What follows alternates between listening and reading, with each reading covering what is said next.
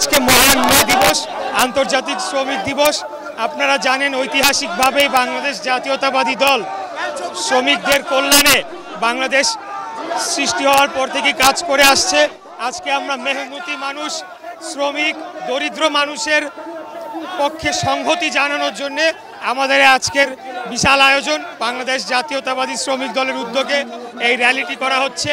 এখানে আমাদের দলের ভারপ্রাপ্ত চেয়ারম্যান দেশনায়ক জনাব তারেক রহমান প্রধান অতিথি হিসেবে জাতির উদ্দেশ্যে মূল্যবান বক্তব্য রাখবেন এবং আগামী দিনে কিভাবে আমরা যে গণতান্ত্রিক লড়াইয়ের পথে রয়েছি সেখান থেকে একটা সুস্পষ্ট রোড ম্যাপের মাধ্যমে আগামী জাতীয় নির্বাচনের দাবি জোরালোভাবে মেহনতি মানুষ, শ্রমিক জনতার পক্ষ থেকে তোলা হবে।